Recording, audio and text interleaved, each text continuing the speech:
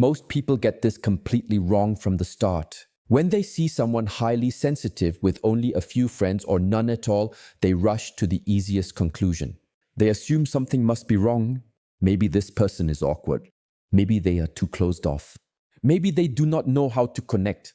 But what if the truth is the exact opposite? What if the real issue is not that they cannot connect, but that they can feel too much to fake it for long? What if they are not struggling to find friendship, but struggling to find people who feel honest, steady, and real? That changes everything. Because once you understand how this kind of person moves through social life, the whole picture flips. What looks like distance is often discernment. What looks like withdrawal is often protection. And what looks like loneliness is sometimes the first deep breath they have taken all day. Stay with me because this gets deeper fast. By the end, you may never look at quiet people the same way again, and you may even understand your own life in a way you never have before. Most people move through conversation by catching the obvious signals: a smile, a joke, a polite tone, a quick mood check. That is enough for basic social flow. They hear the words, notice the surface, and keep moving. But highly sensitive people often do something very different. Their mind does not stop at the first layer. It keeps going. They notice the tiny face movements that flash and disappear in a second. They hear when the voice says one thing but the body says another. They feel the pause before someone answers, the strain behind forced confidence, the sadness hidden under humor.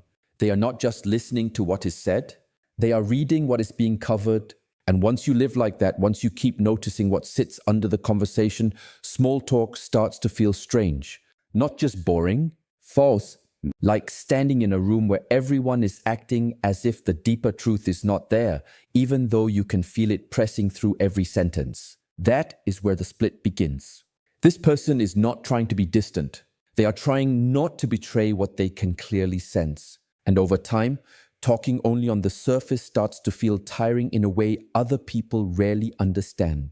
It feels like smiling through static. It feels like pretending depth is not in the room when depth is the only thing they can feel. That is why they slowly stop forcing conversations they already know will lead nowhere real.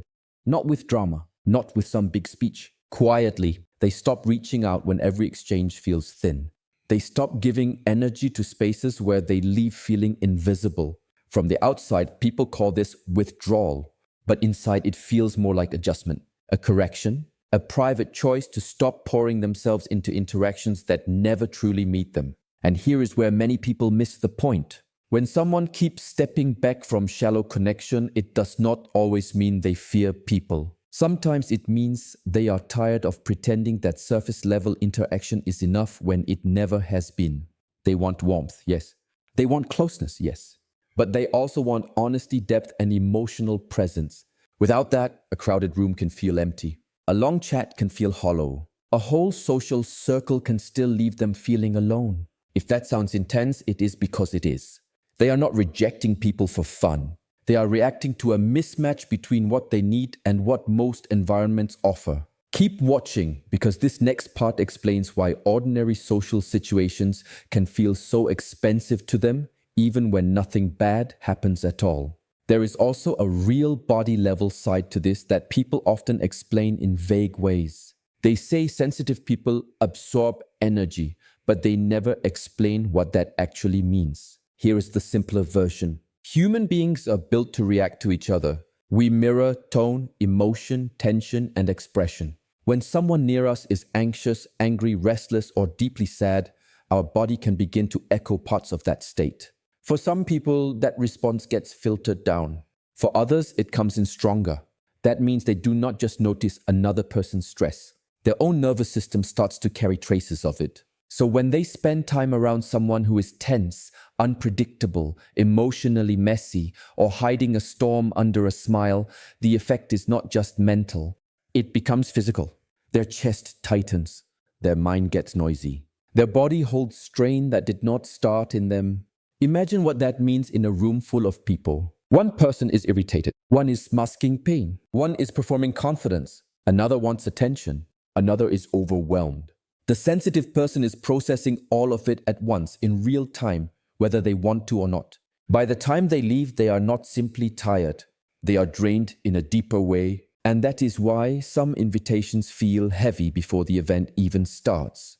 Their body already remembers the cost. So when they decline plans, it is not always because something dramatic happened last time. Sometimes nothing obvious happened at all. The conversation was fine. The dinner was nice. The people were polite. But their system still paid a price. It had to track moods, soften tension, read hidden emotion, stay alert to shifts, and keep adjusting to the room. That kind of constant internal work burns through calm, burns through focus, burns through emotional balance. After enough repetition, the body learns. It begins to predict the cost before the event arrives. That is why a simple invite can feel exhausting before they even answer it. What other people call avoidance may actually be intelligent self-protection. Their body is saying, I know what this takes and I do not have the extra capacity today. Once you understand that, their choices stop looking cold and start looking accurate. They are not refusing joy. They are refusing unnecessary overload. And over time, this changes how they judge relationships. Most people ask, how long have I known this person? What history do we share? What memories do we have? A more sensitive person often asks something else. How do I feel during this connection? How do I feel after it? Do I feel calm, seen and real, or tense, edited and used up? That difference in measurement changes everything because once impact matters more than history, many old relationships start to look very different. This is where a hard truth begins to show itself. A long history does not always mean a healthy bond. Shared time does not always mean mutual care. Many people stay loyal to patterns that drain them simply because those patterns are old, familiar, and socially approved. But sensitive people often reach a point where they can no longer ignore the impact. They begin to notice that some relationships leave them heavier every single time. Some people talk to them only when they need comfort. Some only want access, not reciprocity. Some enjoy being understood but never try to understand back. Some apologize with words but never with changed behavior. At first, a sensitive person often explains this away. They give grace. They make excuses. They focus on context. They tell themselves the other person is going through something, and maybe that is true. But repeated imbalance has a way of becoming impossible to deny. After enough cycles, the pattern comes into focus, and once it does, something important shifts inside them. They stop asking only why the other person acts that way and start asking what it keeps costing them to stay available for it. That question is powerful. It clears the fog. It separates compassion from permission. It reminds them that understanding someone does not mean they must keep standing in the path of the same damage. And once that lesson lands, their whole social life starts to change. This may be one of the most important changes of all. Sensitive people often grow up believing that if they understand someone deeply enough, they should be able to keep tolerating them. If they can see the pain behind the behavior, they feel pressure to stay. If they know the wound, they excuse the pattern. If they see the fear, they keep opening the door. But understanding and tolerating are not the same thing. You can fully understand why a person is distant, selfish, chaotic, or manipulative and still decide that their behavior costs too much to keep close. That realization is not cruelty. It is maturity. It is the moment empathy stops being automatic and becomes wise. And when that happens, people around them often get confused. They were used to the version of this person who always made room, always explained away the hurt, always came back, always gave one more chance. Suddenly that version is gone. The new version is not harsh, not bitter, not heartless, just clear, much clearer than before. They stop answering every emotional demand. They stop rescuing every broken pattern. They stop carrying what was never theirs to carry. And to people who benefited from their overgiving, this can look like a personality change. But it is not a change in heart. It is a change in accuracy. They are finally responding to reality instead of habit. And some relationships cannot survive that kind of truth. When those relationships fall apart, it can seem sudden from the outside. But it is rarely sudden on the inside. Usually the sensitive person has been watching the imbalance for a long time, feeling it, excusing it, doubting themselves about it, hoping it might shift.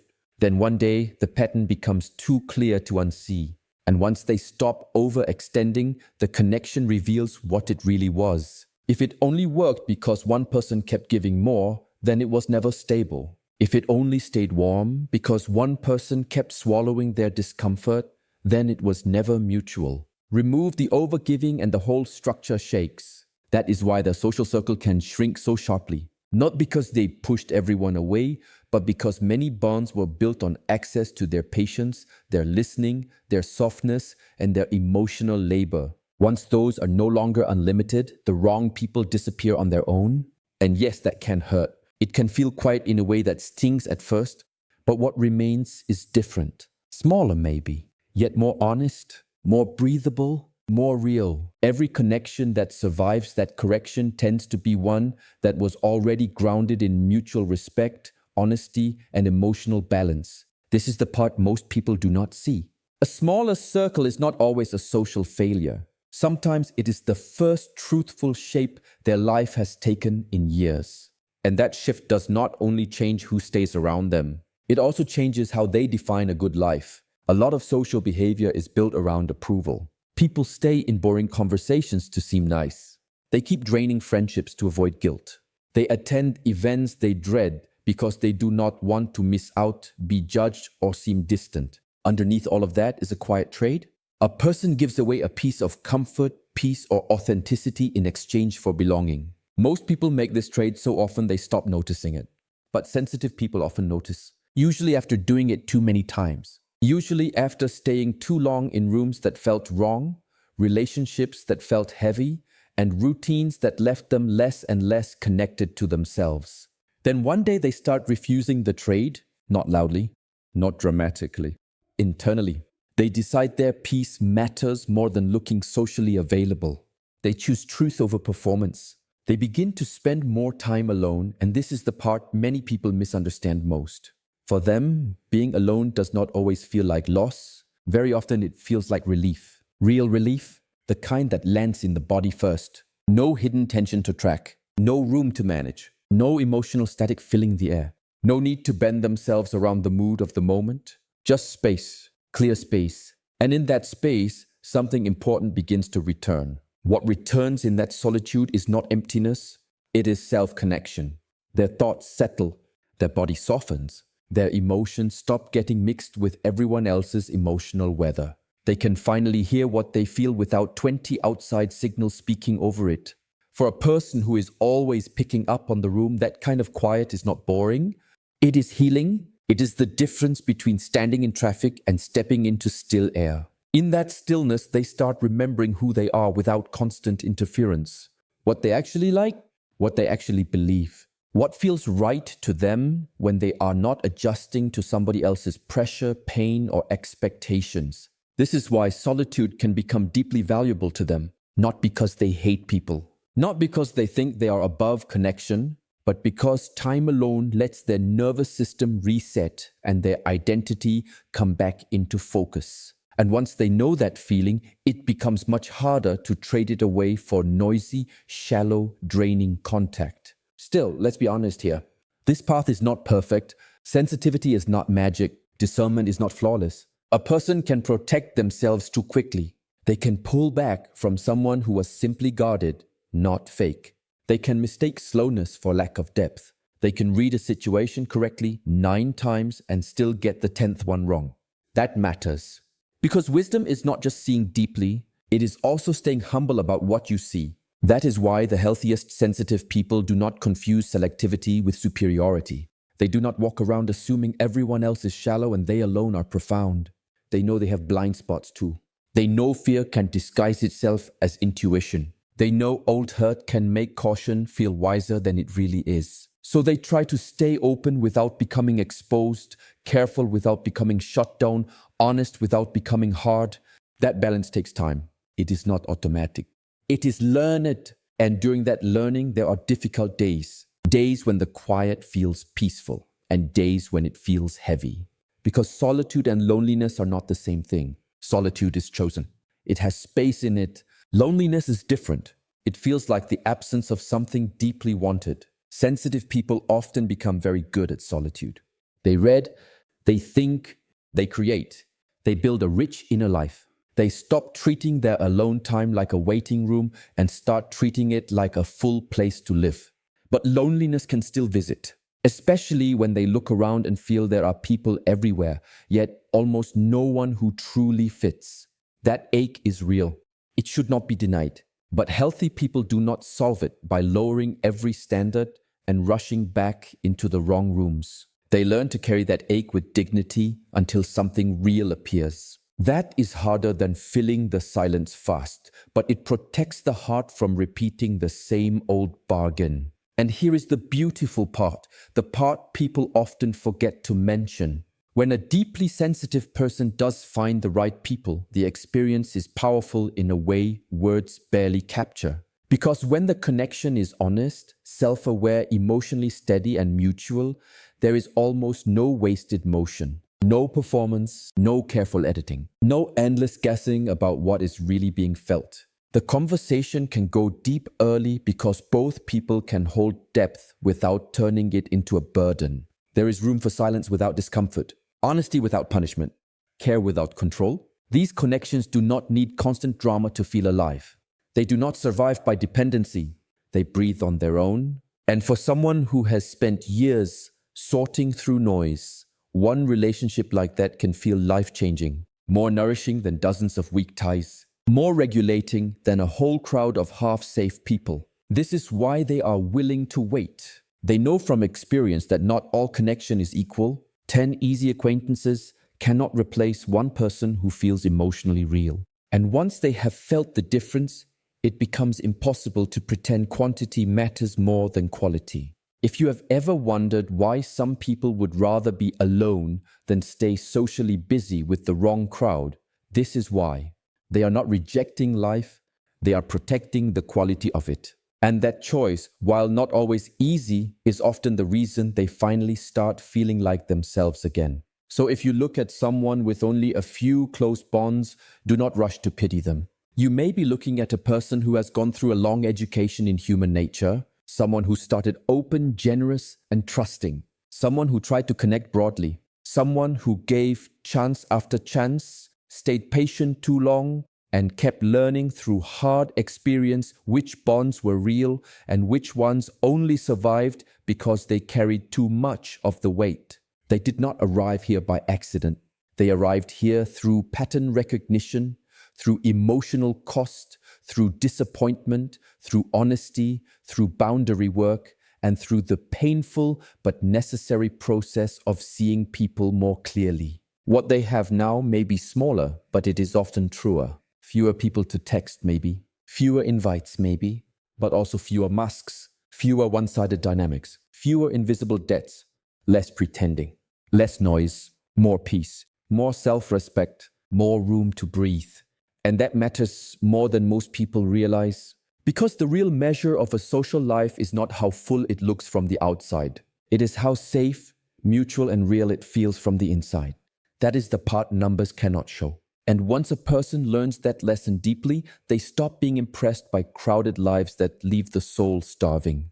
They want something steadier than that, something honest enough to last. Research on connection keeps pointing to the same quiet truth. Emotional well-being is not mainly shaped by how many people you know. It is shaped by how deeply known you feel. Whether your relationships are mutual, whether you can show up as your real self without constant editing, whether being around others calms your system more than it drains it. By that measure, a person with 3 real bonds may be doing far better than someone surrounded by 30 shallow ones. Not just in spirit, but in the body too.